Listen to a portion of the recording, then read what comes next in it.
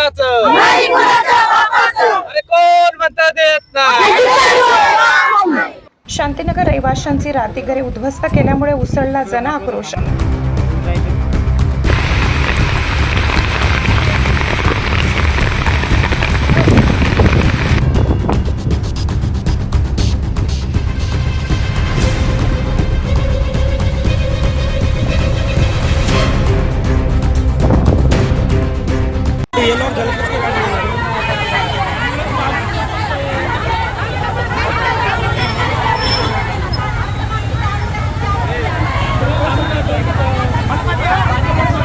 Ambad MIDC लगत असलेल्या शांतीनगर येथील नागरिकांचे बेमुदत बिरहड आंदोलन जोपर्यंत न्याय मिळत नाही तोपर्यंत रवी आहिरे व गणेश खंदारे यांचे आमरण उपोषण।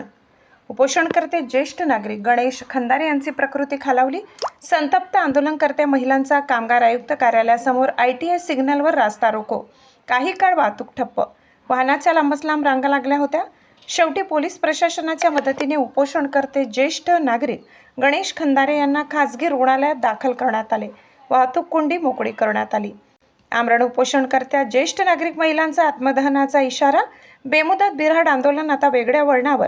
बघूया महाराष्ट्र माझा न्यूजचा ग्राउंड रिपोर्ट। अरे कोण म्हणता देत नाही। उचलून जरी नेलं तर आमची ताकद आहे की त्या गाडीतून आम्ही उडी मारू। पोलिसांनी जर तुम्हाला उचलून नेलं तरी तुम्ही गाडीतून उडी मारेल। या लोकांना बेघर करण्यात आलेला आहे। यांना जागेवरती घर द्यावी। त्यांनी जो 40 एकर भूखंड MIDCच्या घशात घातलेला आहे त्याला आमचा विरोध नाहीये। उद्योग वाढत असेल तर त्यात आम्ही त्याचे स्वागत करतोय। सर आपलं नाव सांगा। रवींद्र रामदास आहिरे। हे बघा, बाबासाहेब म्हणले होते देशाच्या लोकशाहीमध्ये जर भांडवलशाहीचे लोक आले तर सर्वसामान्याची पिळवणूक होईल। तर आज सर्वसामान्याचे आमच्या झोपडपट्टी व धारकांवर ऐन वेळेस पावसाळ्यात पिळवणूक झोपड्या तोडल्यात, पण प्रत्येक आता शहरामध्ये पावसाळ्याच्या वेळात झोपड्या तोडणं चालू आहे। आणि आम्ही अनेक वेळा नोव्हेंबरपासून साखळी उपोषण त्या जागेवर चालू केलं होतं। त्याच्यानंतर 10 तारखेपासून तर 13 एप्रिल पर्यंत आमरण उपोषणही केलं होतं। तर MIDC प्रशासनाने काय सांगितलंय होतं की बा तुम्ही थोडं उपोषण माघारी घ्या, आम्ही वरिष्ठांशी चर्चा करू आणि तुम्हाला आम्ही न्याय मिळवून देऊ। पण न्याय न मिळवता अचानक आम्हाला कुठलीही नोटीस न देता आणि तोंडी पण न सांगता अचानक 2 तारखेला सकाळी 6 वाजता आमच्या पूर्ण कुटुंबाला अशक्य बेघर केलं। आणि ह्या सरकारने आम्हाला जे काही कायद्यात आहे त्या कायद्याच्या मानवी मूलभूत हक्क अन्न वस्त्र निवारा आणि या निवाऱ्यापासून आम्हाला आज वंचित केलं आहे। तरी आम्ही सरकारचा निषेध करतो। तुमचं हे उपोषण कधीपर्यंत चालू राहणार आहे? जोपर्यंत आम्हाला न्याय मिळत नाही तोपर्यंत उपोषण चालूच राहणार। आणि जरी भगतसिंग आणि राजगुरूंसारखा शहीद होण्याची गरज आली तर अशी शहीद होण्याची गरजच आहे का? आता सरकार असा अन्याय करते का? इंग्रजांची जी हुकुमशाही होती त्याच्यापेक्षा या लोकशाहीमध्ये बाबासाहेबांनी जी घडवली लोकशाही आहे या लोकशाहीला संपवण्याचा प्रयत्न हे षडयंत्र RSS वादी हे दिसून येतंय।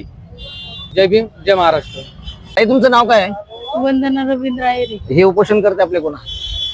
झोपडपट्टीसाठी ते उठवलं गेली ना, हा, त्याच्यामुळे उपोषण करताय। आज 3रा दिवस आहे। जर माझ्या नवऱ्याला कमी जास्त काही झालं नाही याला प्रशासन जिम्मेदार आहे। मी माझ्या लेकरं बाळांसह बिल्डिंगवर उडी मारून देईन त्यांना कमी जास्त काही झालं तर ह्या उपोषण करते आणि त्यांचे जे संबंधित नातेवाईक आहेत त्यांच्या ह्या अतिशय मनाला हेलवणाऱ्या अशा प्रतिक्रिया आहेत। आज आपल्याला या ठिकाणी आल्यानंतर अजून एक गोष्ट माहिती पडते की जर प्रशासनाने या लोकांच्या मागण्या मान्य केल्या नाहीत तर या ठिकाणी काही महिला आहेत त्यांनी आत्मदहनाचा इशारा दिलेला आहे। तर आपण त्यांच्याशी चर्चा करणार आहोत की ते आपलं नाव सांगा। शांताबाई लक्ष्मण क्षीरसागर। बरं, काय झालंय तुमच्या सोबत?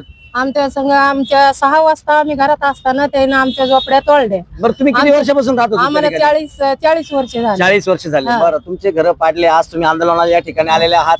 3-4 दिवस झाले, अजून प्रशासन काही लक्ष देत नाही असं तुमचं म्हणणं आहे। बरं, जर प्रशासनाने जर तुम्हाला मदत केली नाही तर तुम्ही आत्मदानाचे आम्ही आत्मदान करणार। आमची मान्यता त्याने केली नाही तर आम्ही आत्मदान करणार आहेत। आम्हाला त्यानं द्यावं, त्यानं आमच्या मान्यता खऱ्या कराव्या त्यानं आमचे। आम्ही नाही तर आम्ही त्यानं आम्हाला नाही करू दिलं तर आम्ही रोडवर करू, आम्ही कुठं बी करू, आम्ही पण करू आम्ही आतमध्ये.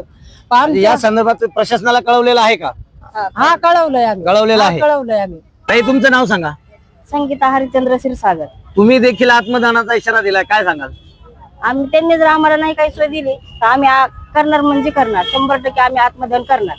उचलून जरी नेलं तर आमची ताकद आहे की त्या गाडीतून आम्ही उडी मारू. म्हणजे पोलिसांनी जर तुम्हाला उचलून नेलं तरी तुम्ही गाडीतून उडी मारणार? गाडीतून उडी मारेल मी, एवढी आमची तयारी. आमची जर मागणी नाही पूर्ण केली तर आम्ही 100% करणार म्हणजे करणार. ताई, आपलं नाव सांगा. जयवंता प्रकाश गांगुर्डे. तुम्ही देखील आत्मदानाचा इशारा दिलाय. आम्ही इशारा असा दिलाय का आमचे घर आम्हाला भेटावा, आमचे मान्य पूर्ण करावा. नाही आमचे मान्य पुरा करण्याचं आम्ही आत्महत्या करू. आणि पोलिसांनी जर धरलं तर आम्ही पोलिसाच्या गाडीतून उडी मारू आणि पोलिसात आरोप टाकून देऊ. म्हणजे पोलिसांनी जर तुम्हाला उचलून नेलं तर तुम्ही पोलीस गाडीतून उडी मारणार हो, आणि तिथे जीव देणार असं सांगताय. जीव देऊ आणि आरोप त्यांच्या पोलिसावर टाकून देऊ. तर हे होते आंदोलनकारी ज्या काही महिला आहेत आणि यांनी आत्मदानाचा इशारा. तुम्ही आज 3 दिवसापासून उपोषणाला या ठिकाणी बसलेले आहात, काय मागण्या आहेत तुमच्या? आमची काय मोठी मागणी नाहीये. 40 वर्षापासून शांतीनगर या भागात रहिवासी आहेत आमचे लोक, आणि त्यांना पावसाच्या तोंडावरती कुठलीही पूर्वकल्पना न देता त्यांची सकाळी 6 वाजता झोपेतून उठण्या अगोदर यांचे घर तोडलेले आहेत आणि त्यांना पावसाळ्यात बेघर करण्यात आलेला आहे. आणि काही शासन सांगत आहे की आम्ही यांना घरकुलचा लाभ दिलेला आहे, परंतु काही लोकांना घरकुलचा लाभ मिळाला नाही. आणि घरकुल एकदम निकृष्ट, वरी संडास केली तर खालच्या रूम मध्ये पडतं, एवढे भयंकर परिस्थिती घरकुलची आज आहे. आणि जाणीवपूर्वक तिथं दडपण्याचं आमचं आंदोलन थांबवण्याचं काम करत आहे. त्यामुळं या लोकांना बेघर करण्यात आलेलं आहे. यांना जागेवरती घर द्यावीत. त्यांनी जो 40 एकर भूखंड एमआयडीसीच्या घशात घातलेला आहे त्याला आमचा विरोध नाहीये. उद्योग वाढत असेल तर त्यात आम्ही त्याचे स्वागत करतोय, परंतु कुणावर अन्याय अत्याचार, एसटीच्या लोकांवरती अन्याय अत्याचार करून यांचे 40 वर्षापासून स्थायी घातलेले घर तोडण्यात येऊ नयेत. त्यांना न्याय देण्यात यावा. शासन एक प्रकारे जी.आर काढतं की 2011 पूर्वीच्या झोपडपट्ट्यांना आम्ही कायदेशीर संरक्षण देऊ, आणि ही कुठलीही भाषा संरक्षण देण्याची, यांना बेघर घर तोडून यांना रस्त्यावर आणलेले आज हे सर्व बिराड घेऊन आज आम्ही एमआयडीसी कार्यालयावरती 3ऱ्या दिवसापासून आंदोलन करतोय. अद्याप हे एमआयडीसीचे अधिकारी सांगताय की आमच्या हातात नाहीये, वरिष्ठांच्या हातात आहे, परंतु यांनी तोडताना कुठलीही वरिष्ठाची परवानगी न घेता, सगळ्या सह्या आणि कलेक्टरची परवानगी नसताना देखील यांनी पावसाळ्यात आमचे घर तोडलेले आहेत. आमच्या लोकांवर अन्याय केलेला आहे. या ठिकाणी 40 वर्षापासून आमचा बाबासाहेब आंबेडकरांचा पूर्णकृती पुतळा आहे, काली माते मंदिर आहे, यांना देखील कायदेशीर संरक्षण मिळावं. ह्या आमच्या 3च मागण्या आहेत. यासाठी आमचं 3ऱ्या दिवसापासून बिराड आंदोलन चालू आहे. आणि आज दुपारी सुद्धा एक आंदोलन करताना काहीतरी चक्कर वगैरे आले आणि त्याला तो आजारी झाला, आणि त्यावेळेस अँब्युलन्स किंवा कोणती व्यवस्था नसताना लोकांचा या ठिकाणी आक्रोश भडकला आणि रस्ता रोको करण्यात आला होता. त्याबद्दल काय सांगा? आज सकाळपासून आम्ही पोलीस कर्मचाऱ्यांना सांगतोय की त्या बाबांना त्रास होतोय. गणेशजी खंदारे हे उपोषण करते, आज 3रा दिवस आहे. त्यांनी कुठल्याही प्रकारचं अन्न ग्रहण केलेलं नाही, अन्नत्याग केलेला आहे. त्यांचा दम वर जात होता आणि त्यांना खूप त्रास होता, श्वास घेण्यासाठी त्रास होत होता. तर आम्ही वारंवार अँब्युलन्सची आणि डॉक्टरची मागणी करत होतो, परंतु त्यांनी आम्ही पत्र दिलेले, टाळाटाळीची उत्तर दिले. कुठलेही डॉक्टर आणि अँब्युलन्स इथे आलेले नाहीत, तपासणीसाठी देखील आलेलं नाहीये. 3 दिवसापासून त्यांची तब्येत खालवलेली आहे आणि आज अचानक ते बेशुद्ध झाल्यामुळे महिलांचा संताप अनावर झाला.